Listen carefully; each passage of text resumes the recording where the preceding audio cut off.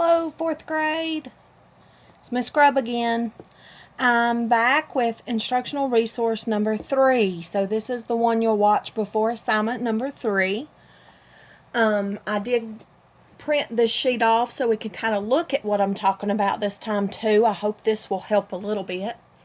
And there's some of the questions that you saw on assignment 1 and 2 that I kind of wanted to make sure that I showed you what I was talking about with these.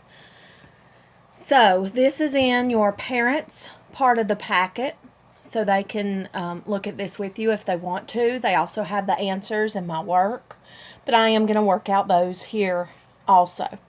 So the first question says, the chart below shows how many donuts a store sold in 4 months. So the months were January, February, March, and April.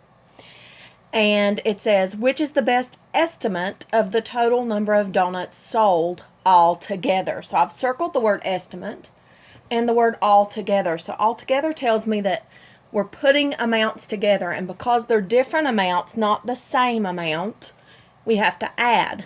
If they were all the same, then we can multiply. Remember that estimate means we're going to get a close to answer. And you may get the same answer as I do or as your parent does, but you may get a different answer as long as they are close to the actual sum. If this were a multiple choice question, then I would say to you to add them together and pick the sum that is closest to the one you actually got.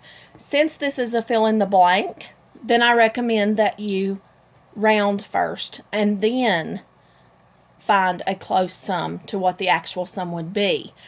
So what I'm going to do is show you how to round those to find the close estimate.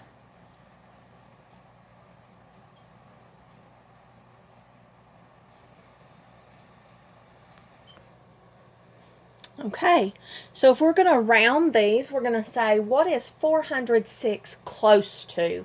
And 406 is very close to 400, so that'll be my rounded number.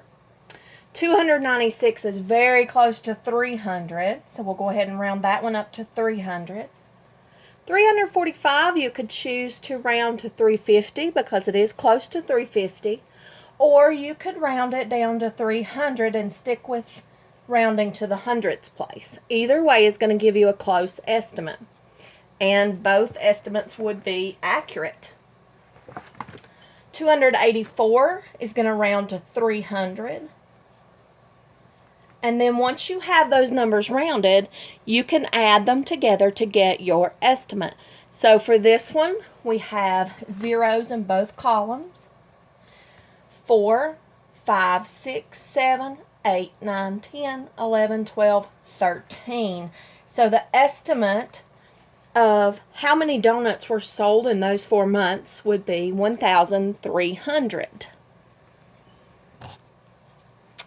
The next part of that question says, which month were the least amount of donuts sold? So we want to compare those numbers.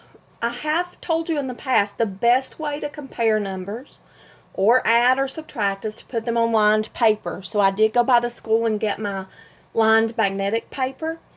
I actually saw today where someone had recommended this as a strategy for someone who was having trouble lining their numbers up when they're adding and subtracting, and I thought, my boys and girls already do that, so you guys are a step ahead.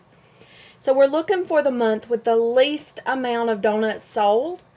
So if I go to my largest place value here, which happens to be my hundreds place, I know it can't be 4 because that's my greatest. And I know it won't be 3 because 3 is bigger than 2. So I have 2 numbers that have a 2 in the hundreds place that could be my least.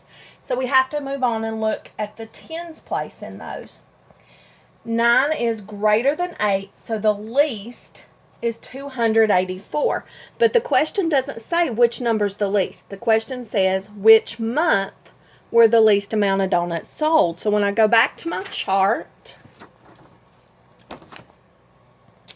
284 donuts were sold in April, so the answer for that one would be April. The next question says which month sold the second highest amount of donuts. Well, I know that 406 was my greatest. That was the highest. But it asks me for the second highest. It can't be my least, and it can't be my highest. That means I want the greater of the last two numbers. 2 is less than 3, so the second highest is 345, and that was in March. So the second highest amount was March with 345. Okay, the next question on that same sheet says, which pair of the following lines appear to be perpendicular? Now this is a lot like the question, this is a lot like the question that was on the second assignment, I believe, that asked which ones appear to be intersecting lines. Let me see if I can get this where you can see it all. So I think these are the same lines they gave us for that. We have line A that goes across horizontally, line B horizontally, K vertically, and then J is a diagonal line. We're looking for lines that are perpendicular. So first of all, line A and line B are running in the same direction. They will never cross because they're remaining the same distance apart. That is what we refer to as parallel lines. Remember I told you to remember pair of L's. They look like L's running together side by side. K is moving through those lines vertically, so it is intersecting both of those lines.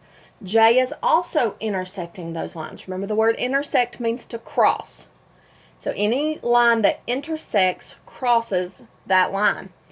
If we look at J and K, eventually, because lines go on forever in both directions, if we carry J completely out, it would eventually cross K because it's moving at a slant where K is not. But that's an intersection. J crosses and intersects. K intersects in such a way that it creates 90-degree angles with A and B. That is when we have a perpendicular line. Line A is perpendicular to K and line B is perpendicular to K because when they cross, they make right angles or 90-degree angles. So for that one, it asks which pair of lines appear to be perpendicular. It could be line A and K or line B and K. That could be, either one of those could be your answer.